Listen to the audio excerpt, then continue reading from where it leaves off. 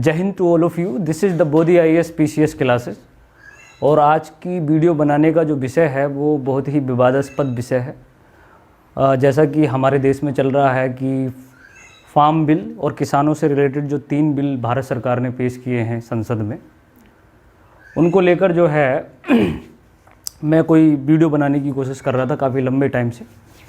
और आज फाइनली चूँकि मुद्दा चरम सीमा पर है तो ये एक व्यक्तिगत व्यूज होंगे। हाँ, ये बात ये जो वीडियो है ये हो सकता है कि बायस्ड लगे, लेकिन कभी कभी सच्चाई जो होती है वो बायस्ड लगती है। इसलिए ये पूरी तरीके से video on the basis of truth, facts और एविडेंसेस पर बेसिस है। अब इसका रुझान किस तरफ जाता है, किसानों की तरफ या सरकार की तरफ, वो वीडियो को देखने के बाद पता चलेगा। तो आज का जो मुद्दा है बेसिकली फार्म बिल स्पेसिफिकली, ये 3 पर्टिकुलर फैक्टर्स से स्टार्ट होता है। 3 अलग अलग बिल पेश किए गए हैं भारत सरकार के द्वारा, और 3 बिल के जो नाम हैं उन्हीं को समझना सबसे ज़्यादा ज़रूरी है। उसी में सारी कहानी बसी हुई है, जिसमें से एक बिल अमेंडमेंट बिल है जिसमें संशोधन किया जाएगा। 2 बिल बिल्कुल नए बिल हैं जो किसानों के लिए लाए गए हैं। भारत सरकार का कहना है कि ये जो बिल हैं इसके बाद में इंडियन एग्रीकल्चर पूरी तरीके से बदल जाएगा। भारत का पूरा जो फार्मर सेक्शन है, स्पेसिफिकली किसानों से रिलेटेड, प्राइमरी एक्टिविटीज़ से रिलेटेड प्राथमिक क्रियाएं जितनी भी हैं वो सब बदल जाएंगी। तो एक रिवोल्यूशनरी और स्ट्रक्चरल बिल है ये, संरचनात्मक परिवर्तनों के साथ में जो बिल लेकर आया जाता है। तो भारत सरकार के क्या फैक्ट्स हैं, भारत सरकार क्या कह रही है इस पर, और वास्तविकता में ये किस तरह का प्रतीत होता है, किस तरह से दिखता है ये बिल जब हम इसकी स्टडी करते हैं, ये दोनों अलग अलग बातें होती हैं। तो देखते हैं इसके पीछे क्या इंटेंशन हो सकते हैं और बेसिकली इससे क्या रिवोल्यूशनरी चेंजेस आ सकते हैं। कभी कभी बड़े चेंजेस बहुत घातक होते हैं, हमेशा बदलाव अच्छा नहीं होता। कुछ इसी तरीके की बू इस फार्म बिल से आती है। पहला फैक्टर है, जो पहली बार जो बिल पेश किया गया था उसका नाम है the farmers produce trade and commerce, bracket में है प्रमोशन एंड फैसिलिटेशन बिल 2020। इसकी हिंदी होगी कि किसानों का उत्पादन, व्यापार और वाणिज्य, संवर्धन और सुविधा विधेयक 2020। ठीक है, एक बिल तो ये है जो बेसिकली फार्मर के जो प्रोड्यूस है, प्रोड्यूस मतलब जो भी वो कमाते हैं, जो भी कुछ उगाते हैं वो प्रोड्यूस है, उसका ट्रेड और कॉमर्स से रिलेटेड बिल है। उससे व्यापार और किस तरीके से वाणिज्य वो बढ़ा सकते हैं उससे संबंधित बिल है, जिसके बारे में मैं अभी डिटेल से डिस्कस करूँगा। दूसरा बिल है the farmers empowerment and protection agreement of price assurance and farm service bill 2020, जिसकी हिंदी होती है मूल्य आश्वासन और कृषि सेवा विधेयक 2020। ठीक है, सशक्तिकरण और संरक्षण, ये जो बिल है इसके अंदर जो कीवर्ड्स हैं, जो 2 सबसे इंपॉर्टेंट कीवर्ड हैं, वो हैं एम्पावरमेंट एंड प्रोटेक्शन, सशक्तिकरण और संरक्षण। तो हमें जब भी हम सशक्तिकरण की बात करते हैं या फिर प्रोटेक्शन की बात करते हैं तो सबसे पहला प्रश्न ये उठता है कि किसानों को सरकार किस चीज़ से प्रोटेक्ट करना चाह रही है। तो इस बिल के अंदर जो सबसे इम्पोर्टेंट की फीचर है वो है प्रोटेक्शन। ये प्रोटेक्शन बिल है, तो किसानों की कौन सी ऐसी समस्या है जो इस बिल के आ जाने से ख़त्म हो जाएगी। ठीक है, इसी को प्रोटेक्शन बोला गया है। तीसरा जो बिल कह रहा है वो है the essential commodities amendment bill 2020। Hindi में इसका होगा कि आवश्यक वस्तुएं संशोधन अधिनियम 2020। आवश्यक वस्तुएं, सभी जानते हैं कि आवश्यक वस्तुएं जो होती हैं, एसेंशियल कमोडिटीज़, वो हमारी डे टू डे लाइफ में जो यूज़ करते हैं हम, चाहे वो साग सब्जी हो या फिर मिल्क हो या बहुत सारी चीज़ें जो स्पेसिफिकली फूड से रिलेटेड हैं, वो एसेंशियल कमोडिटीज़ में आती हैं। ये बिल पहले भी आ चुका है, इसके बारे में मैं पहले बताऊंगा कि पहले बिल क्या कहता था और अब भारत सरकार क्या अमेंडमेंट लेकर आ रही है, क्या संशोधन लेकर आ रही है इस कमोडिटीज़ बिल में। ठीक है, इन दोनों की डिस्कशन, हम तीनों का डिस्कशन जो है अगली इसी सेक्शन में करने जा रहे हैं। और सबसे पहला फैक्टर ये है अगर हम बात करते हैं बिल की,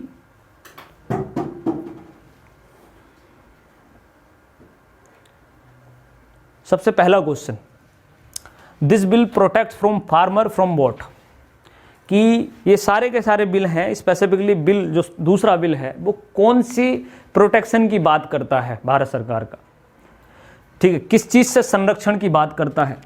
तो इट प्रोटेक्ट्स फ्रॉम एक्सप्लोटेशन, ये शोषण से जो है प्रोटेक्शन देता है हमको।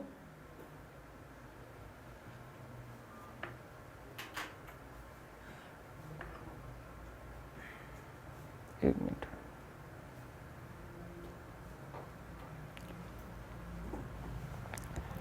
तो protects from exploitation of the farmers by companies और other ways through dispute settlement mechanism. इसकी हिंदी ये होगी कि यह बिल हमें शोषण से बचाता है, हमें का मतलब किसानों को शोषण से बचाता है।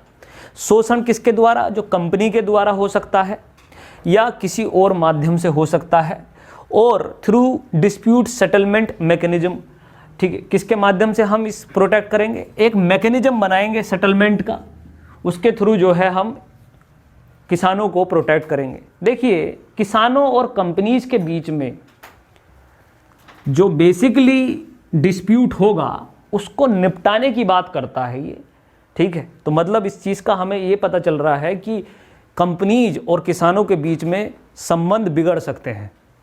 दूसरी चीज़ ये है कि किसान और कंपनीज के बीच में डिस्प्यूट हो सकता है, तो वो किन चीज़ों का हो सकता है, लेन देन का, किसका, लेन देन का, प्राइसिंग का और क्वालिटी का। हो सकता है कि किसान और कंपनी के बीच में एक डील हुई हो गेहूं की, लेकिन कंपनी उसे वो वाले दाम ना दे जो उसने प्रॉमिस किया था, या हो सकता है कि वो वाले दाम गेहूं जो है गेहूं की क्वालिटी को गिराकर उसके दामों को जो ठग लिया जाए, जैसे कि ब्रिटिश ईस्ट इंडिया कंपनी के दौरान भारत के किसानों के साथ में होता था। कुछ इसी तरीके का सिमिलर बिल है, ठीक है। तो पहली बात तो किस चीज़ से प्रोटेक्ट करता है ये बिल, ठीक है, कंपनी के एक्सप्लॉयटेशन से प्रोटेक्ट करने की बात करता है। नेक्स्ट जो चीज़ है कि आखिर बिल के प्राइमरी ऑब्जेक्टिव क्या हैं, क्या उद्देश्य हैं इसके। तो बेसिकली तमाम एनालिसिस करने के बाद में मुझे जो लगा, दो पर्टिकुलर एनालिसिस करने के बाद दो बातें जो है पता चली कि इस बिल का पहला उद्देश्य है, सबसे इम्पोर्टेंट, वो है कॉन्ट्रैक्ट फार्मिंग। बहुत लंबे समय से बार बार कहा जा रहा है कि, और बार बार क्या, कि जैसे कि विकसित देश या डेवलप्ड कंट्रीज में होता है कि फार्म को कॉन्ट्रैक्ट बेसिस बनाना बड़ा ज़रूरी होता है for the companies, for the secondary और टर्सरी सेक्टर। तो कॉन्ट्रैक्ट फार्मिंग हमारे देश में इम्प्लीमेंट होना बड़ा मुश्किल था और मुश्किल ही है। तो पहला बात तो ये है कि जो स्ट्रक्चरल चेंज ये बिल लेकर आएंगे कि हमारे देश की पूरी जो फार्मिंग होगी वो कॉन्ट्रैक्ट बेस्ड होने वाली है इन बिल्स के बाद में। उसके बहुत बड़े ड्रॉबैक्स भी हैं और कुछ फ़ायदे भी हैं। कॉन्ट्रैक्ट फार्मिंग में बहुत अच्छी तरीके से आप समझ सकते हैं, ये शब्द एक तरीके से ठेकेदारी की बात करता है, कॉन्ट्रैक्ट, ठीक है। जैसे कि British east India company contract लेती थी खेतों पर, या कंपनी के अंडर में कोई पर्टिकुलर फार्म चला जाता है, बिल्कुल उसी तरीके से भारत का 90% फार्म कॉन्ट्रैक्ट बेस्ड होने जा रहा है इस बिल के बाद में, ठीक है। ऑटोमेटिकली होगा, इसके लिए कुछ इन्हें मैकेनिज्म बनाने की ज़रूरत नहीं पड़ सकती, वैसे ही ऑटोमेटिकली हो जाएगा। तो पहली बात तो हिंदुस्तान की फार्मिंग बहुत बड़े पैमाने पर इन बिल से कॉन्ट्रैक्ट फार्मिंग में तब्दील हो जाएगी। और भी डेप्थ में बताऊंगा कि कॉन्ट्रैक्ट फार्मिंग क्या होती है, कैसे होती है। और तीसरा है कि a nationwide legal framework, second objective है इसका दूसरा, कि एक भारत सरकार एक नेशन वाइड मतलब राष्ट्र स्तर पर लीगल फ्रेमवर्क बनाना चाहती है, पूरी की पूरी फार्म सिस्टम को अपने अंडर में लेना चाहती है, जिस पर वो अच्छी तरीके से निगरानी रख सके, अच्छी तरीके से उसके लिए रेगुलेशंस बना सके, या जो भी कोई उसके पीछे बैकग्राउंड हो। लेकिन ये दो पर्टिकुलर फैक्टर हैं, एक तो उसको कॉन्ट्रैक्ट फार्मिंग बनाना देश की पूरी फार्म सिस्टम को, और दूसरी चीज़ है इसमें कि पूरे के पूरे इंडियन एग्रीकल्चर को एक लीगल फ्रेमवर्क देना, उसे अच्छी तरीके से ऑडिट करना और उसके सारे के सारे फैक्टर्स को अपने अंडर में कर लेना। ठीक है, तो ये 2 पर्टिकुलर प्राइमरी ऑब्जेक्टिव हैं। और agriculture and will attract the private sector investment, जैसे ही ये 2 चीज़ें हो जाएंगी तो एग्रीकल्चर ऑटोमेटिकली किसको अट्रैक्ट करेगा? प्राइवेट सेक्टर को। तो इससे बहुत बड़े पैमाने पर हमारे देश में एग्रीकल्चर में भी FDI हो सकती है, बहुत बड़े पैमाने पर। ठीक है, जिसमें विदेशी कंपनी आकर हमारे देश में बहुत बड़े पैमाने पर एग्रीकल्चर के सेगमेंट में भी इन्वेस्टमेंट कर सकती है। तो ये भी एक इसके पीछे जो बैकग्राउंड हो सकती है, हम कह सकते हैं कि हाँ ये बैकग्राउंड है। तो ये इसके प्राइमरी फैक्टर हैं। इन सारे फैक्टर्स में भारतीय किसान को डर किस चीज़ का लग रहा है?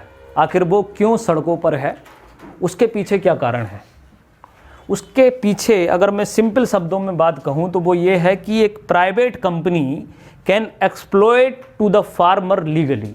ये एक ऐसा मैकेनिज्म बनने जा रहा है जिसमें एक प्राइवेट कंपनी बड़े आराम से किसी भी फार्मर को लीगली, वैधानिक रूप से क्या कर सकती है? एक्सप्लॉइट, मतलब उसका शोषण कर सकती है। ठीक है, क्योंकि कंपनी का नेचर या इस पूरे के पूरे बिल का नेचर बिल्कुल वैसा ही है जैसे ब्रिटिश ईस्ट इंडिया कंपनी का हुआ करता था, अंडर द जमींदारी सिस्टम और स्थायी बंदोबस्त। ठीक है, अगर मैं स्थायी बंदोबस्त या ज़मींदारी सिस्टम के कॉन्सिक्वेंसेस या परिणामों की बात करता हूं जो ब्रिटिश ईस्ट इंडिया कंपनी के दौरान थी, कहते हैं कि दुनिया के अंदर सबसे बुरी पॉलिसीज़ में अगर टॉप 3 में रखा जाए तो उसका नंबर 2 पर आएगा। इसका नाम है स्थायी बंदोबस्त या ज़मींदारी बंदोबस्त। ज़मींदारी सेटलमेंट, परमानेंट सेटलमेंट कहलाता है। बंगाल, बिहार, उड़ीसा में जो ब्रिटिश ईस्ट इंडिया कंपनी के दौरान सबसे ज़्यादा वेल्दी कंट्री एरिया था, आज़ाद होने के बाद और इस स्थायी या ज़मींदारी बंदोबस्त के बाद में ये एरिया आज की डेट में भी सबसे ज़्यादा गरीब है, पुअरेस्ट है। यहाँ पर नक्सल प्रभावित क्षेत्र भी है, आप जानते हैं, उसके पीछे भी कहीं ना कहीं उसी के तार जुड़े हुए हैं। तो जब स्थायी बंदोबस्त, ज़मींदारी बंदोबस्त इतना कॉम्प्लिकेटेड हो सकता है कि 1700 या 1892 में इम्प्लीमेंट होने के बाद भी 2020 तक इसकी रीढ़ की हड्डी सीधी नहीं हुई है, तो पूरे के पूरे इंडिया में इस तरीके का पर्टिकुलर सेगमेंट हम अप्लाई करेंगे या इम्प्लीमेंट करेंगे तो क्या हो जाएगा? हमारा देश अपंग हो सकता है, जस्ट लाइक बंगाल, बिहार, उड़ीसा। तो दूसरे जो सबसे बड़ा फियर है किसानों का, वो फियर यही है कि फार्मर एक्सप्लॉइट हो सकते हैं इससे लीगली, वैधानिक रूप से। ठीक है, और कोई फार्मर अपने राइट्स के लिए कुछ नहीं कर पाएगा क्योंकि मैकेनिज्म या सिस्टम ही बन जाएगा एक्सप्लॉइटेशन का। तो कंपनीज आर पावरफुल। आप जानते हैं कि जब हम किसी कंपनी के साथ में या एग्रीमेंट का असूल होता है कि पार्टी ए और party be always treated equal, हमेशा समान ट्रीटमेंट होता है। एग्रीमेंट का फैक्टर ही ये है कि जब भी किसी के साथ समझौता होता है तो समझौता बराबरी वालों के साथ होता है। ठीक है, तो यहाँ पर जितने भी लोग उपस्थित हैं ये अच्छी तरह से समझते हैं कि एक कंपनी और एक फार्मर, इन दोनों के बीच में जब कोई एग्रीमेंट होगा तो कंपनी हमेशा पावरफुल होगी जबकि फार्मर हमेशा कमज़ोर होगा। ठीक है, तो यहाँ पर एग्रीमेंट नहीं कहा जा सकता, यहाँ पर हम ये कह सकते हैं कि कहीं ना कहीं हम कंपनी की मोनोपोली एक्सेप्ट करेंगे भारत के किसान, और वो बहुत ज़्यादा पावरफुल हो सकता है तो उसका मिसयूज होना बहुत आसानी से हो सकता है, उसका मिसयूज हो जाए। Companies are powerful while farmer is not. जानते हैं सबसे इम्पोर्टेंट लाइन ये है कि कंपनी पावरफुल होती है, किसान पावरफुल नहीं होते हैं। ठीक है, the companies will be monopoly, मतलब company will have monopoly. Company के पास में मोनोपोली होगी ऑन फार्मिंग, फार्म करने के लिए। वो किसी भी क्षेत्र में जाएंगी तो डोमिनेंस दिखाएंगी। सिंपल सी बात है कि किसी एक क्षेत्र में 1000 करोड़ या 1000 एकड़ की ज़मीन एक कंपनी के अंडर में आई और एक छोटा किसान जिसकी 4 बीघे की ज़मीन है या 5 बीघे की ज़मीन है, वो कंपनी के पर्टिकुलर इंस्ट्रक्शन से और उसकी जो पर्टिकुलर सुविधाएं हैं उनसे खुश नहीं है। तो जब 1000 एकड़ में से 5 एकड़ की ज़मीन को वो निकालने की कोशिश करेगा तो ये बात बहुत जेन्युइनली हर व्यक्ति को पता है कि वो निकाल नहीं पाएगा। ठीक है, क्योंकि 1000 एकड़ की ज़मीन जिस कंपनी के पास में होगी, लोगों के पास, वहाँ पर 5 बीघे ज़मीन को बहुत आसानी से एक्सप्लोट किया जा सकता है, ठीक है, थ्रू द बिचौलिया वर्ग। तो बेसिकली एक बड़ी प्रॉब्लम ये है कि the companies will be monopoly, will have monopoly, company के पास में एक अधिकार होगा उस क्षेत्र का ऑन फार्मिंग करने का, और it can be severe impact on the grass root level. जो ज़मीनी स्तर के जो इम्पैक्ट हैं वो बहुत बड़े पैमाने पर फैल जाएंगे, ठीक है। ज़मीनी स्तर पर सबसे बड़ी प्रॉब्लम होगी, ना कि बड़े स्तर पर। तो ये जो है, जो प्राइमरी बिल है, जो सबसे पहला बिल जो आपको बताया गया, उसके पर्टिकुलर प्रोज एंड कॉन्स हैं। इसके बाद में बिल नंबर 2 आता है, आप कॉपी करते चलना। बिल नंबर 2 आता है, इस बिल की बात कर देते हैं। 2nd बिल का नाम आपको पता है, the farmers empowerment and protection agreement of price and assurance and farm service bill 2020, ठीक। इसमें फार्मर्स के एम्पावरमेंट मतलब सशक्तिकरण की बात कही है, और दूसरी बात कही है उसकी सुरक्षा या संरक्षण की, ठीक है। और किस चीज पर? Agreement of price assurance. किसकी बात कर रहा है? प्राइस एश्योरेंस की बात कर रहा है कि कोई हमें आश्वासन देगा कि हम जितने पैसे दे रहे हैं, जितना पैसा हमने डील किया है, उतना ही पैसा हमें मिलेगा, ठीक है। और ये दूसरी बात करता है कि ये फार्म सर्विस बिल है। कैसा बिल है? Farm service bill. Farm service bill का मतलब ये हो गया कि किसानों की सेवा के लिए जो है बिल लाया जा रहा है, किसान सेवा जो अधिनियम, वो विधेयक है, ठीक है। तो इसमें बात की जा रही है एक तो प्रोटेक्शन की, तो it's talking about trading of farm good. तो इसमें सबसे इंपॉर्टेंट चीज है ट्रेडिंग ऑफ फार्म गुड्स, कि जितनी भी चीजें किसानों द्वारा उगाई जाती हैं उनको ट्रेड कैसे करना है, किस तरह से जो है हम अब तक जो ट्रेडिशनली किसानों का जो भी उगने वाला सेगमेंट होता था, प्रोडक्शन होता था, उसे हम मंडी तक पहुंचाते थे, एपीएमसी मंडी वगैरह, वो पूरी तरीके से बदलने वाला है। क्योंकि इसमें एक नया प्रोविज़न ये आया है कि किसान अब मंडी वगैरह में न जाकर बल्कि outside the physical premises of the Mandi and APMC, ठीक है। एपीएमसी का मतलब हो गया एग्रीकल्चरल प्रोड्यूस मार्केट कमेटी। ये बेसिकली आप इतना समझिए सिंपल भाषा में, एपीएमसी जितने भी कोल्ड स्टोरेज होते हैं, वेयर हाउस होते हैं, एफसीआईज होते हैं, ये एपीएमसी कहलाते हैं, ठीक है। रखने वाली जगह और संरक्षण करने वाली जगह जो एपीएमसी कहलाती हैं। और मंडी, जो मंडी समितियां होती हैं, ये मंडी कहलाती हैं। इन दो पर पर्टिकुलरली फैक्टर चलता था, लेकिन इस एक्ट के बाद में ये एक्ट अलाउ करेगा भारतीय किसान को कि वो किसान अपने एक स्टेट से जाकर दूसरे स्टेट में भी क्या कर सकता है, ठीक, प्रोडक्शन को बेच सकता है अपने। सुनने में ये बात बहुत अच्छी लगती है और ऐसा लगता है जैसे कि किसान सच में बहुत पावरफुल हो जाएगा, ठीक है। लेकिन जब आप इसकी बैकग्राउंड को समझेंगे तो यही चीज़ आपको बहुत बुरी लगेगी, क्योंकि Indian agriculture is the part of state list. किसका पार्ट है? ठीक है। तो आपको बता दें कि 3 तरह की लिस्ट होती हैं। यूनियन लिस्ट, केंद्र सरकार की लिस्ट, जिसमें जितने भी विषय हैं वो कौन हैंडल करता है? Central government. दूसरी होती है स्टेट लिस्ट, जो राज्य हैंडल करता है, जैसे कि एग्रीकल्चर या फिर पुलिस। और तीसरी होती है कॉनकरेंट लिस्ट, जिस पर कानून या फिर जो सारे सब्जेक्ट जो हैं, जिस पर राज्य भी काम करता है और केंद्र भी काम करता है, ठीक है। तो एग्रीकल्चर जो विषय है वो बेसिकली किसका विषय है?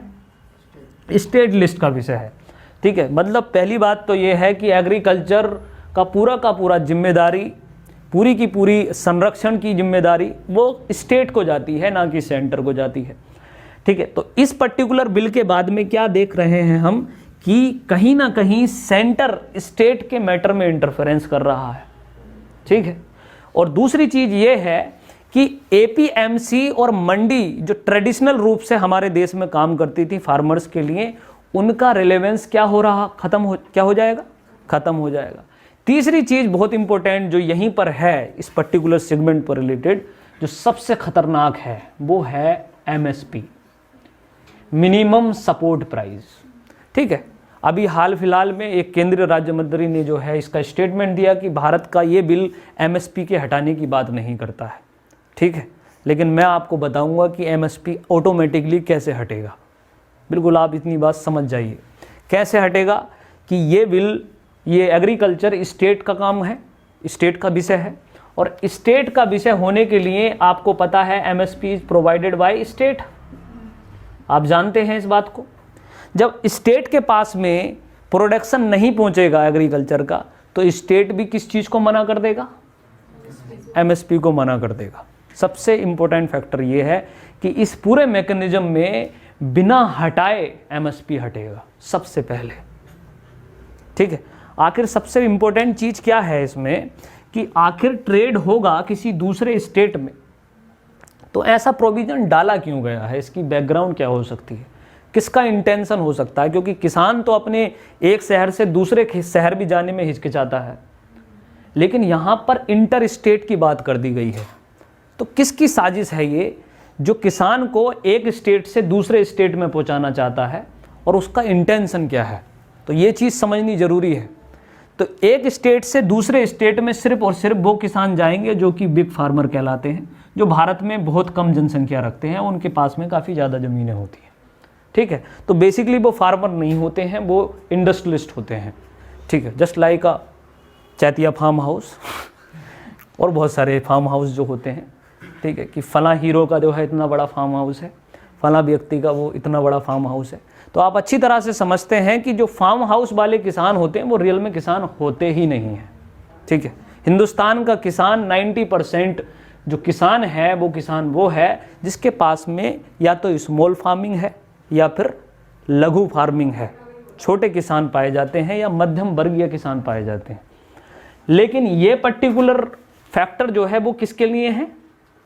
बिग फार्मर्स के लिए है। अब ये बिग फार्मर्स जो हैं ये बहुत बड़े पैमाने पर इंडिया के एग्रीकल्चर प्रोडक्शन के रेट को हिला सकते हैं, ठीक है। तो जिससे बहुत बड़े पैमाने पर छोटे किसानों को नुकसान हो सकता है, और होगा ही, और बड़े किसानों को क्या होगा? फायदा होगा, ठीक है। कुछ इस तरीके का सिस्टम हो सकता है इससे कि बड़े किसान छोटे किसानों को खा जाएंगे, ठीक है। या फिर ये हो सकता है कि वो बड़े किसान किसी कंपनी से मिलकर छोटे किसानों को खा जाएंगे, ठीक है। और ये जितने भी किसान मैंने आपने बताए वो मैंने दो तरीके से क्लासिफाइड कर दिए हैं। एक तो वो किसान जो बड़े हैं, जो रियल में किसान है ही नहीं, और दूसरे वो किसान जो छोटे हैं और मध्यम वर्गीय हैं, जिनके पास में इतना पोटेंशियल नहीं है कि वो कंपनीज से हैंडल कर सकें किसी चीज़ को, या फिर किसी दूसरे स्टेट में जाकर अपनी कोई भी चीज़ बेच सकें। ये बहुत ही लॉजिकल सेंस है, जो टेक्निकलिटी है इस पर्टिकुलर एक्ट की, जो समझ में नहीं आ सकती किसी आम आदमी के। वो ये समझनी ज़रूरी है कि इस एक्ट के थ्रू आखिर किसान को दूसरे स्टेट में भेजा क्यों जा रहा है, ठीक है। तो बेसिकली आपको बताया मैंने इस पर्टिकुलर फैक्टर में कि एपीएमसी और मंडी सिस्टम जो था वो इससे ख़त्म हो जाएगा, ठीक है। मंडी की पावर ख़त्म हो जाएगी, एपीएमसी की पावर ख़त्म हो जाएगी, और इससे एक नया सेगमेंट निकल कर आएगा जो basically dominated by the companies होगा, ठीक है। जो बेसिकली हो सकता है किसी दूसरे स्टेट में वर्क कर रहा हो, जैसे कि इंडिया की ज़्यादातर कंपनीज कुछ पर्टिकुलर स्टेट से बिलोंग करती हैं, महाराष्ट्र, दिल्ली, बेंगलोर, ठीक है। आपने नहीं सुना होगा कि उत्तर प्रदेश में मुरादाबाद ज़िले में कोई कंपनी जो है इस्टेब्लिश हुई और वहाँ पर बहुत बड़ी बन गई। आपने नहीं सुना होगा किसी छोटे शहर का नाम, ठीक है। तो कंपनीज अपना अड्डा बनाएंगी, जहाँ जहाँ अड्डा बनाएंगी वहाँ पर आसानी से प्रोडक्शन पहुँच सके, उसके लिए ये प्रोविज़न डाला जा रहा है, ऐसा लग रहा है, ठीक है। और फिर इस पर्टिकुलर मैकेनिज्म की वजह से ही मैंने आपको बताया कि ऑटोमेटिकली इससे क्या होगा? एमएसपी खत्म हो जाएगा, ठीक है। तो ये बेसिकली एक्ट है जो basically trading of farm goods outside, मतलब बाहर भेजता है, भारत के स्टेट के बाहर जो है आराम से भेज सकता है। इससे पहले आपको बता दिया कि एपीएमसी यार्ड हुआ करते थे और मंडी हैं, जो दो पर्टिकुलर फैक्टर हैं वो काम करते थे, ठीक है। इससे बाहर सिचुएशन चली जाएगी। लेकिन आपको बता दूं कि यहीं पर इंपॉर्टेंट चीज़ है कि इस पर्टिकुलर फैक्टर को लेकर क्या नाम है इसका, पंजाब और हरियाणा स्पेसिफिकली और राजस्थान, ये 3 स्टेट हैं जो बेसिकली बहुत बड़े पैमाने पर क्या कर रहे हैं, एजिटेशन कर रहे हैं, इनमें बहुत प्रॉब्लम हो रही है। उसके पीछे रीज़न यही है, सिंपल सा रीज़न, कि पंजाब हरियाणा के बहुत बड़े पैमाने पर रेवेन्यू ख़त्म हो जाएंगे। ठीक है, आपको पता है हरियाणा और पंजाब की ज़्यादा मेजर इकोनॉमी जो है वो डिपेंड करती है किस पर, एग्रीकल्चर पर। और एग्रीकल्चर पर जब इकोनॉमी डिपेंड करती है और उसका फ़ायदा खुद स्टेट को नहीं मिलेगा और किसान को नहीं मिलेगा, तो ओबियसली है कि वो लोगों को ज़्यादा तकलीफ होगी। इसीलिए यूपी बिहार पंजाब हरियाणा और राजस्थान स्पेसिफिकली वेस्टर्न उत्तर प्रदेश के किसान ज़्यादा चिंतित हैं, क्योंकि यहाँ पर ग्रीन रेवोल्यूशन का इम्पैक्ट था, और जहाँ ग्रीन रेवोल्यूशन का इम्पैक्ट था उसके इम्पैक्ट को ख़त्म करने की बात करता है ये एक्ट। ठीक है, तो यहाँ पर ज़्यादा प्रोडक्शन होता है, वहाँ के प्रोडक्शन को आसानी से किसी दूसरी जगह पर पहुँचाया जाए विदाउट पर्टिकुलर सेगमेंट के। ठीक है, उसके लिए ये प्रोविज़न डाले गए हैं। ठीक है, और ज़्यादा प्रोडक्शन हिंदुस्तान में सबको पता है यूपी बिहार में पंजाब हरियाणा और पश्चिमी उत्तर प्रदेश में होता है, क्योंकि यहाँ पर ग्रीन रेवोल्यूशन आया था। लेकिन कंपनीज की डिमांड है कि प्रोडक्शन जहाँ पर हो रहा है उसके प्रोडक्शन को बहुत आसानी से बहुत सस्ते दामों में लेकर हम अपने पास तक पहुँचाएँ। समझ रहे हैं, इसलिए ये पर्टिकुलर फैक्टर डाला गया है। फिर है मंडी इज कंट्रोल बाय स्टेट। मंडी किसके द्वारा कंट्रोल होती है, स्टेट के द्वारा कंट्रोल होती है, ये मैंने बता दिया। तो अल्टीमेटली ये बिल क्या बात करता है, बढ़ देता हूं एक बार ठीक से। एनी हाउ, कैसे भी करके this bill will be allow the barrier free trade. पहली बात तो ये जो है अलाउ करता है कि हमारे देश का जो एग्रीकल्चर ट्रेड है वो कैसा हो जाए, बैरियर फ्री। ठीक है, सीमा से मुक्त हो जाए। सुनने में अच्छा लगता है लेकिन इसके कॉन्सिक्वेंसेस मैंने बता दिया आपको। Trade in agriculture produce outside the notified APMC mandis with the help of this bill, मतलब कि जो नोटिफाइड एपीएमसी मंडी थी उनसे बाहर हम ट्रेड कर सकें। पहली बात तो ये कंप्लीट करता है ये बिल। दूसरी बात ये बात करता है कि with the help of this bill the state government will not impose taxes on sale and purchase. दूसरी बात ये करता है कि ये पूरा का पूरा बिल स्टेट गवर्नमेंट को ही आउट कर देता है।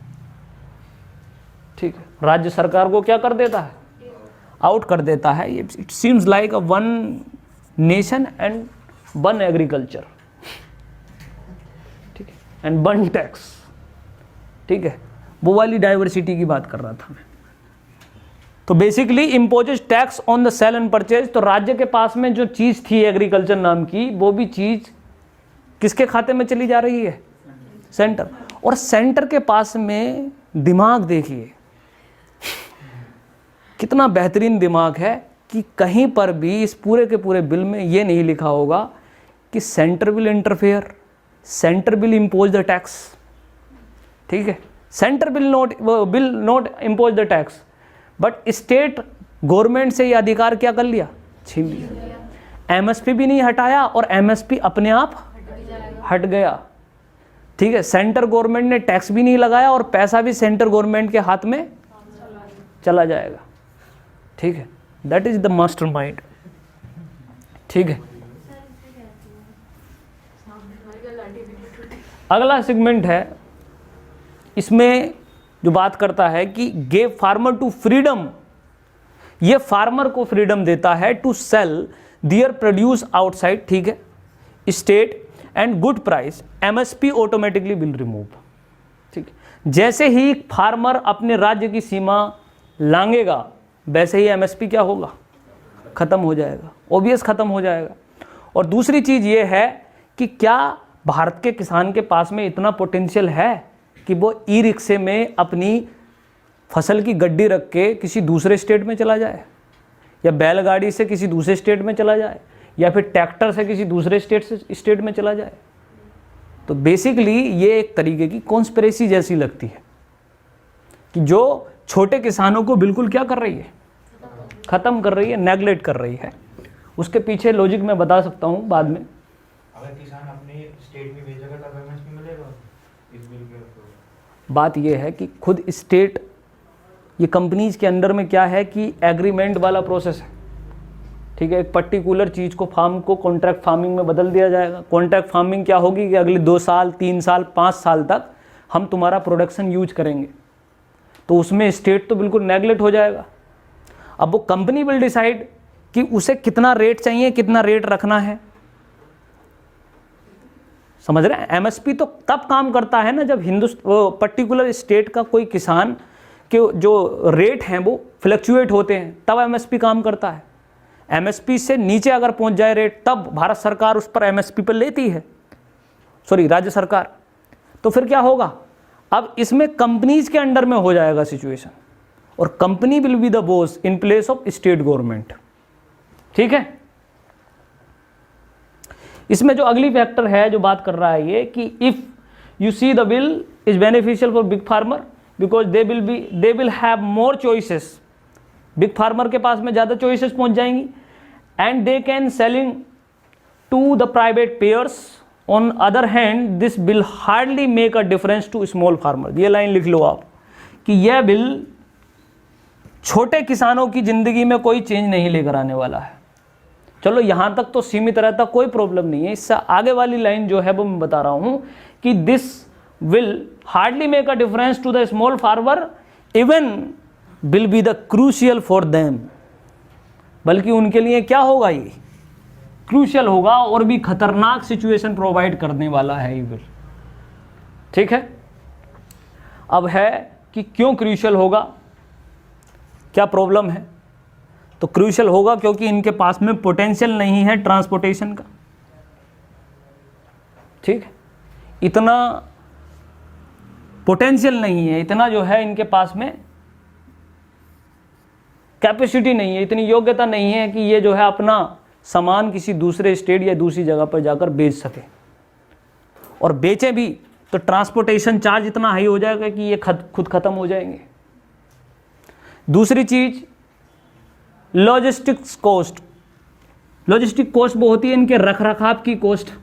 कौन पे करेगा, इनका आलू है, प्याज है, आलू और प्याज 2 दिन में सड़ के राख हो जाएंगी, ठीक है। तो उन्हें वेयर हाउस प्रोवाइड कराना जरूरी है, और वेयर हाउस इनके खेत से ज़्यादा महंगे होते हैं, ठीक है। जो कोल्ड स्टोरेज है नहीं, पहली बात तो हिंदुस्तान में इतने बड़े पैमाने पर, और अगर हैं तो वो इतने महंगे हैं कि कोई भी किसान, छोटा किसान कोल्ड स्टोरेज का प्रयोग नहीं कर पाता। उनका किराया कौन भरे। तो लॉजिस्टिक कॉस्ट बहुत ज़्यादा है और ट्रांसपोर्टेशन बहुत ज़्यादा है, इसलिए छोटे किसान तो निकल लिए इससे, ठीक है।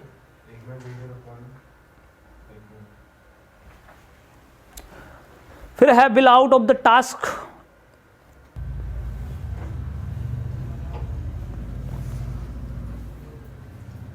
तो basically make a difference to the small farmers even will be crucial for them. ये क्रूशियल की जगह क्रिटिकल होगा, एक्चुअली गलत टाइप हो गया है फॉर देम। प्रॉब्लम क्या है, ट्रांसपोर्टेशन एंड लॉजिस्टिक्स, दोनों ही प्रॉब्लम है जो छोटे किसानों और मध्यम वर्गीय किसानों के बाहर है, ठीक है। इससे जो है उनका कोई लेना देना नहीं है। तो बेसिकली हम ये कह सकते हैं कि bill out of the task and will become labour of the factory. मतलब इसकी बात मैं ये बता देता हूँ, ये थोड़ा डिस्प्यूटेड हो सकता है कि ये जो बिल है ये एक छोटे और मध्यम वर्गीय किसान को लेबर बना रहा है। क्या बना रहा है, लेबर। उसके पास कोई ऑप्शन नहीं रहेगा। और जैसा कि बहुत सारे इकोनॉमिस्ट का मानना है कि हिंदुस्तान या इंडिया बहुत बड़े पैमाने पर लेबर क्राइसिस फेस कर रहा है। इंडिया में इंडस्ट्रियल डेवलपमेंट तब होगा और भी ज़्यादा जब हमारे देश में क्या होगी, लेबर होगी। तो हमारे देश में शॉर्टेज ऑफ लेबर पाई जा रही है।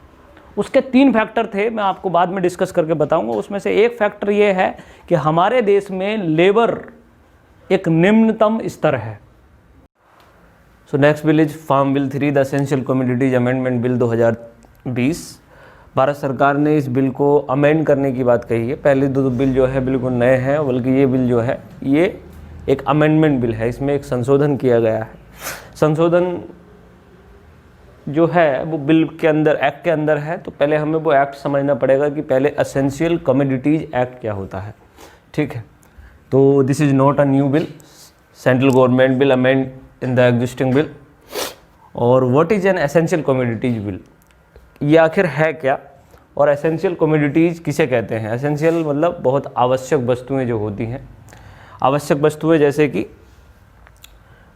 आवश्यक वस्तुओं की परिभाषा को किस तरीके से हम कह सकते हैं कि ये वस्तु आवश्यक है, ये वस्तु आवश्यक नहीं है, उसके लिए कुछ इंपॉर्टेंट फैक्टर्स हैं।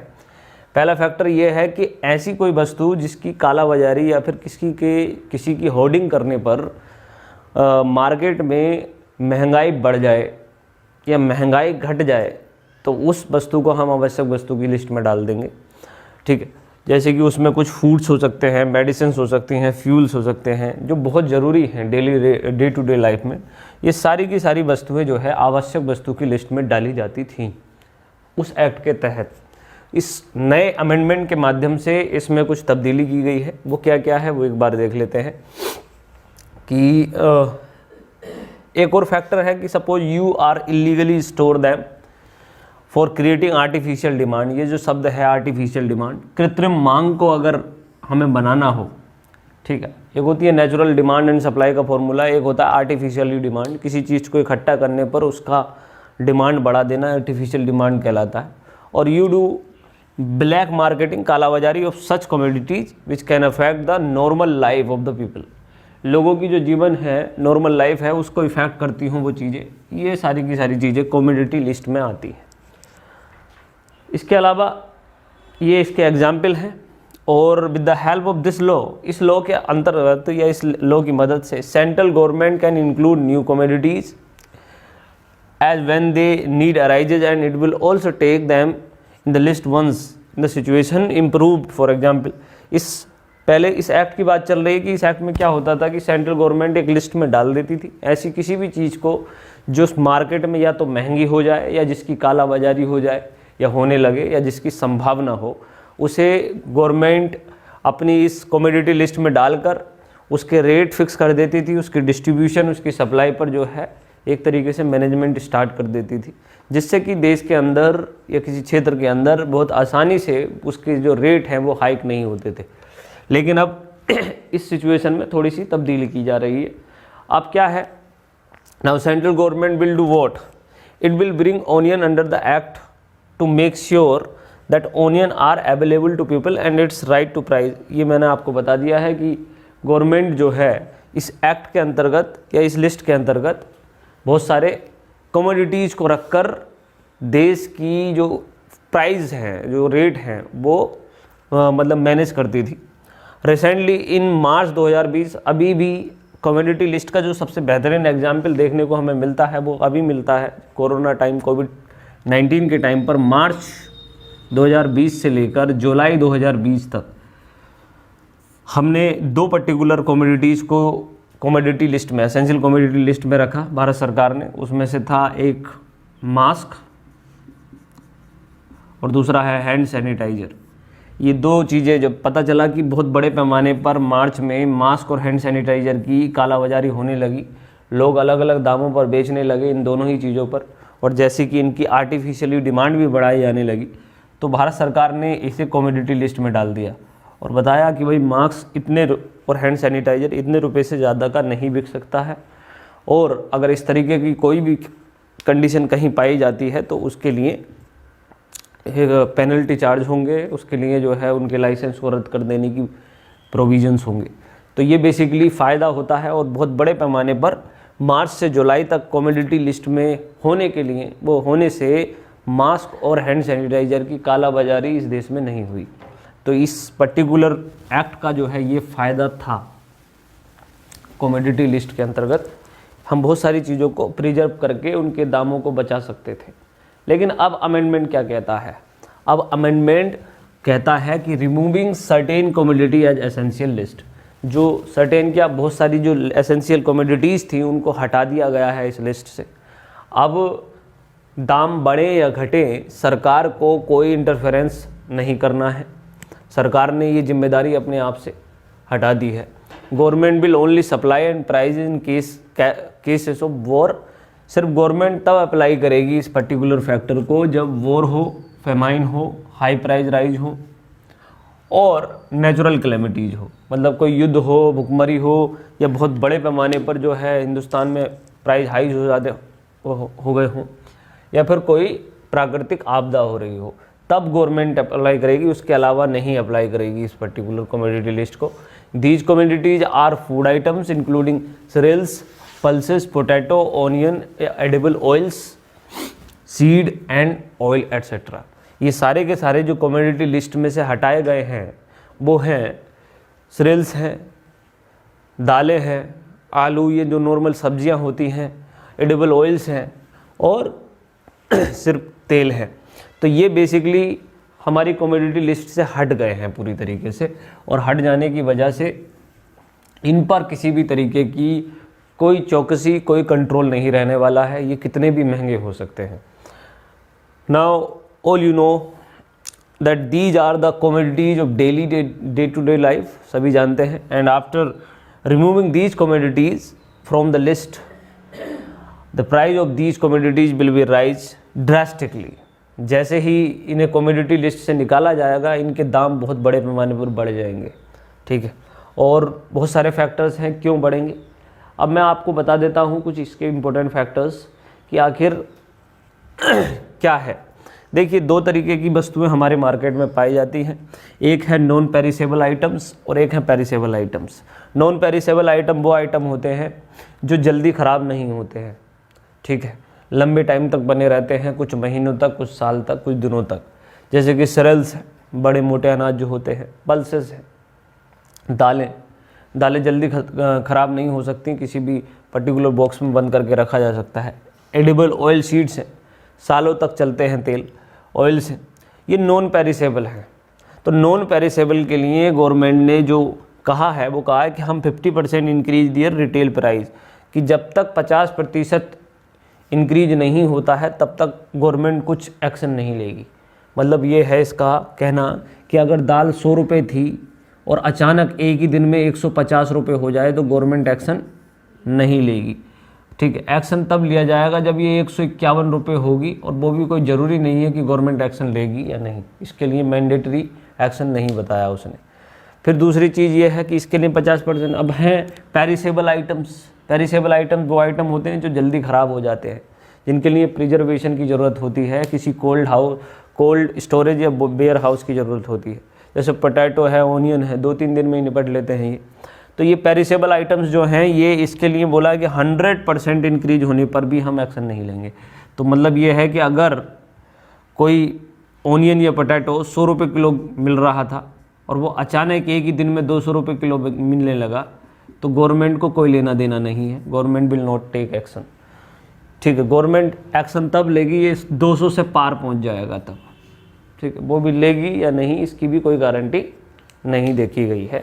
बेसिकली एक तो ये पर्टिकुलर कमोडिटी अमेंडमेंट एक्ट में विल में जो है एक नई सुविधा बनाई गई है जो कि बहुत डेंजरस है, जिससे कि देखा जा रहा है कि इन आइटम्स पर ड्रास्टिकली बहुत बड़े पैमाने पर महंगाई बढ़ेगी, जिससे आम आदमी और किसान हो, लेबर हो, मिडिल क्लास हो, वो बुरी तरीके से जो है अफेक्ट हो सकता है। फिर है कि गवर्नमेंट ने कहा है पर्टिकुलरली कि इस पर्टिकुलर सेगमेंट से किसानों की इनकम बढ़ेगी, प्राइसेस विल बी इंक्रीज, और कहा है कि बूस्टिंग फार्मर्स इनकम, और फार्मर्स की भी इनकम बढ़ेगी। देखिए, प्राइस के बढ़ने से फार्मर की इनकम बढ़ेगी, ये बात तो ठीक है, बिल्कुल परफेक्ट बात कही है कि हाँ बिल्कुल किसानों की इनकम में थोड़ा सा तब्दीली आएगी, लेकिन बूस्टिंग फार्मर इनकम। लेकिन एक चीज़ बहुत इम्पोर्टेंट यहाँ समझनी ज़रूरी है, जो सबका ध्यान आकर्षित करना चाहिए जिसको, वो ये है कि अगर दाम बढ़ते हैं किसी भी चीज़ के, स्पेसिफिकली फार्म प्रोडक्शन के दाम हाइक होते हैं, तो फार्मर भी उसका कंजम्पशन करता है,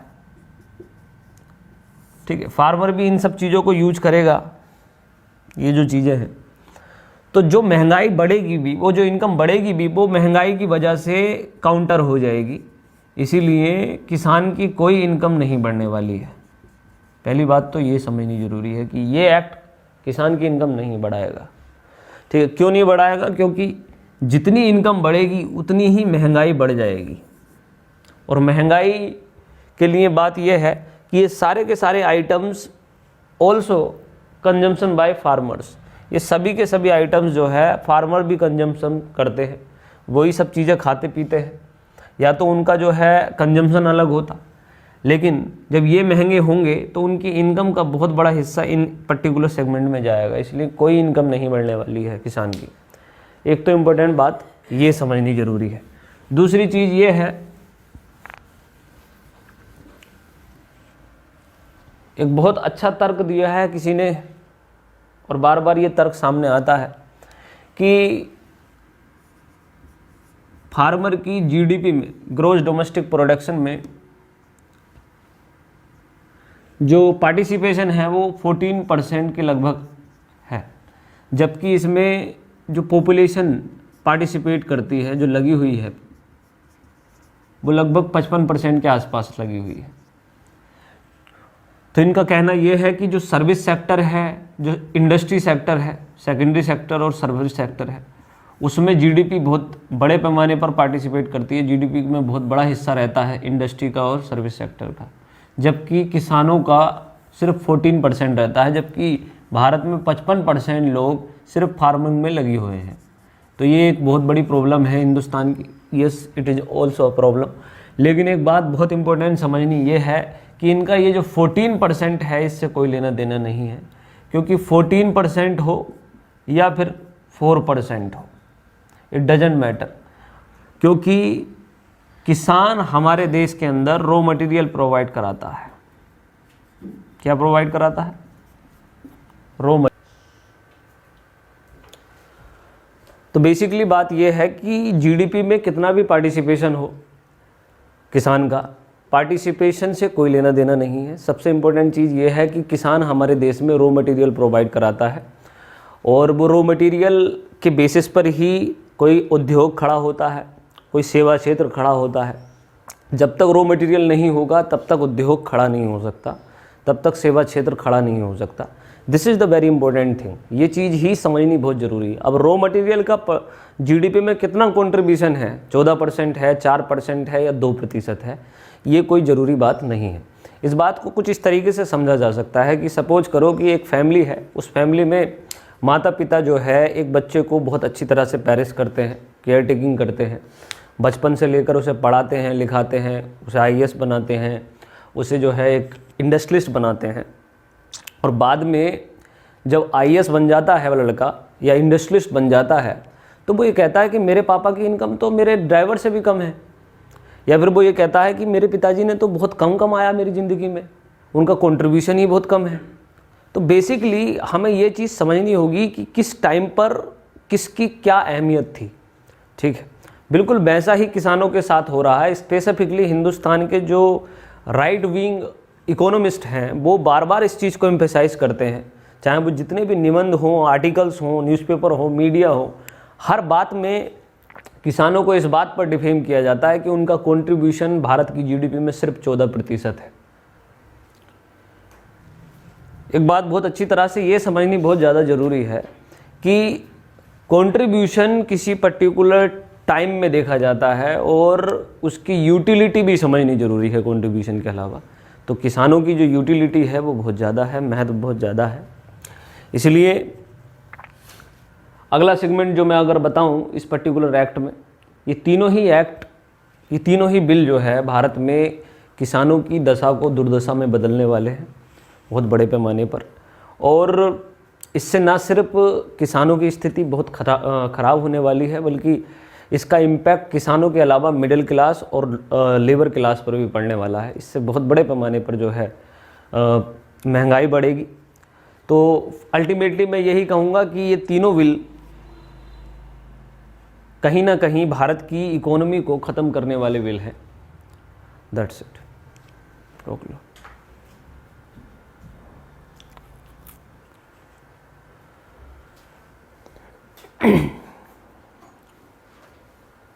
अब समझना ये है कि इस बिल के माध्यम से किस किस पर कौन कौन सा प्रभाव पड़ने वाला है, क्या क्या इफ़ेक्ट ये बिल करने वाला है। तो बहुत बड़े पैमाने पर जो बेरोज़गारी फैलेगी, उससे बेरोज़गारी से सबसे ज़्यादा प्रभावित होने वाले जो लोग हैं, ठीक है, वो ग्रुप है, वो कौन कौन से ग्रुप हैं। नंबर 1 आप सभी जानते हैं, किसानों की स्थिति बहुत ख़राब होने वाली है। दूसरा है मजदूर वर्ग। मजदूर वर्ग वो भी जो रॉ मटेरियल सेक्टर से जुड़ा हुआ है, किसान क्षेत्र से जुड़ा हुआ है, उसको बहुत बड़ी प्रॉब्लम होने वाली है।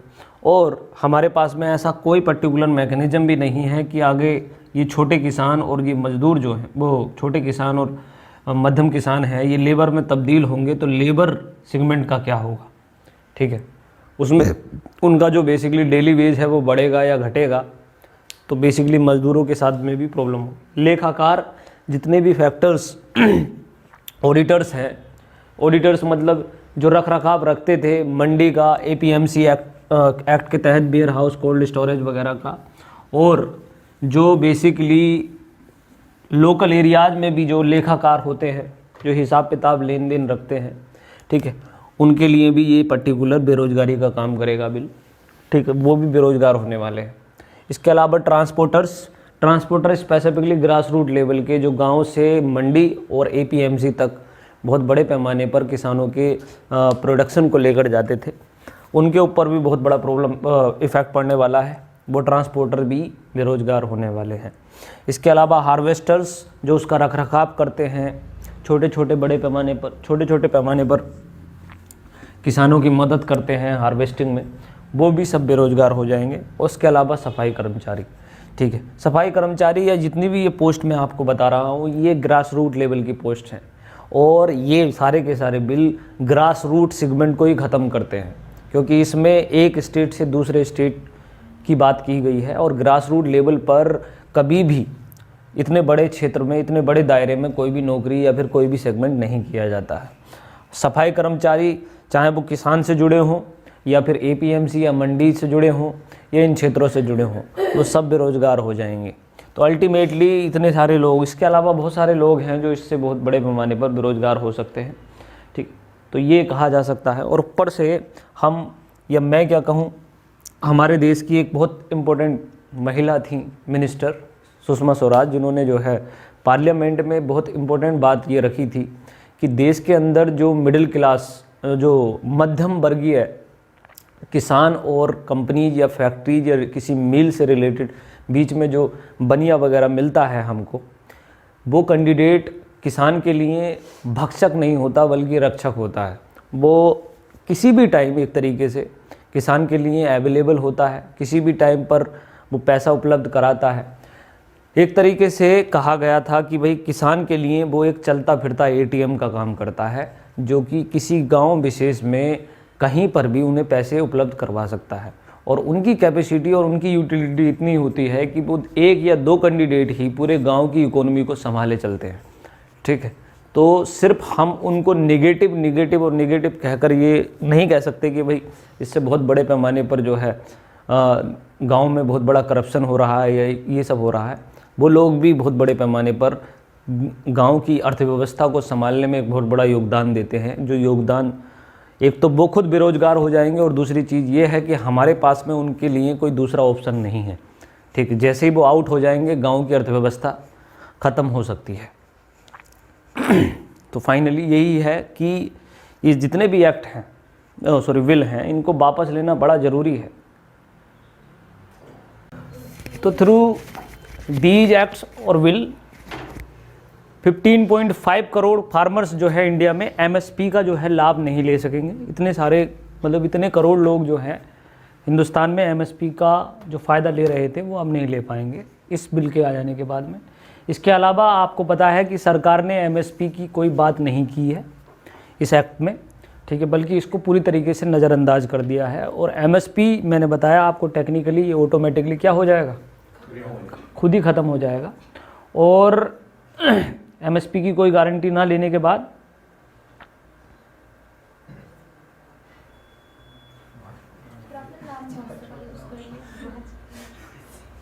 ठीक है, कोई नाम यूज नहीं किया है हमने ठीक है। और बेसिकली बीबीसी न्यूज़ का ही है फैक्टर कि किसानों का हक मार लेंगे बड़े उद्योगपति थ्रू दिस पर्टिकुलर फैक्टर। तो इंडिया में इस एक्ट के माध्यम से बहुत बड़े पैमाने पर भारत के फार्मर्स का जो राइट है वो किसके हाथ में चला जाएगा? इंडस्ट्रियलिस्ट के हाथ में चला जाएगा, हक में चला जाएगा। इंडिया उस पर्टिकुलर फैक्टर से जुड़ा हुआ है। मैं हमेशा बात करता हूँ कि इंडिया में भारत जो बसता है वो ज़्यादातर ग्राम में भी बसता है, और भारत की जो इकोनॉमी है वो ग्राम इकोनॉमी ही है। This is very important thing. ये बात अलग है कि ये इकोनॉमी असंगठित है, डिसऑर्गेनाइज है, लेकिन ये इकोनॉमी गलत नहीं है। इसी पर पूरी की पूरी इंडियन इकोनॉमी वर्क करती है। ये ऑर्गेनाइज, इस पर्टिकुलर डिसऑर्गेनाइज इकोनॉमी को ऑर्गेनाइज करने का बहुत ही इलीगल तरीका है ये एक्ट, ठीक है। इसके माध्यम से बहुत बड़े पैमाने पर हिंदुस्तान के अंदर अनएम्प्लॉयमेंट फैलेगा, जो कि ऑलरेडी बहुत ज़्यादा ख़तरनाक स्टेज में पहुंचा हुआ है। और सबसे बड़ी बात यह है कि हमारे देश में मज़दूरों की एक अच्छी खासी फ़ौज तैयार होने वाली है, ठीक है। तो देश में सिर्फ 20% लोगों को ये लाभ पहुंचाने वाला एक्ट है, और 80% लोग इससे डायरेक्टली इफ़ेक्ट होंगे।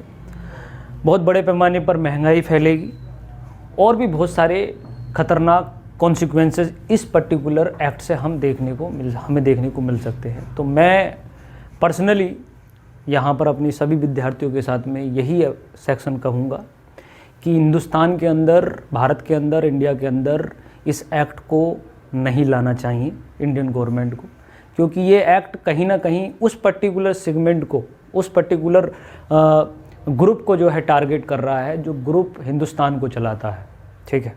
इससे पहले कभी इतने बड़े पैमाने पर किसान एजुटेशन देखने को नहीं मिला है, क्योंकि इससे बड़ा चेंज अभी तक किसानों के लिए आया भी नहीं है। लेकिन ये चेंज जो है किसानों को सच में खाने वाला चेंज है।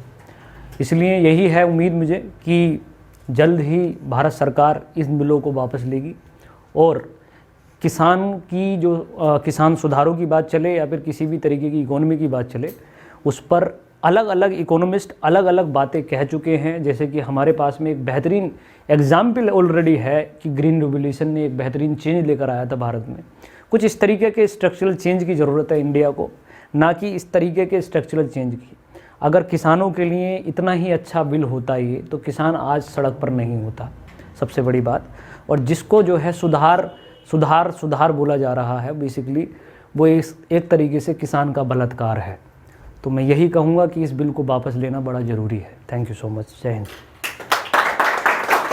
जो ग्रामीण अर्थव्यवस्था को जानता है, केवल वो इस बात को पहचान सकता है। ग्रामीण अर्थव्यवस्था ये कहती है कि आपके ये बैंकों के एटीएम तो आ जाए हैं, आड़ती उस किसान का पारंपरिक एटीएम है। किसान को बेटी की शादी करनी हो, बुआ का भात भरना हो, बहन का छूछक देना हो, बच्चे की पढ़ाई करानी हो, बाप की दवाई करानी हो, सिर पे साफा बांधता है और सीधा मंडी में आरती किया जाकर खड़ा हो जाता है। वो बोल रही है, बैठ जाइए।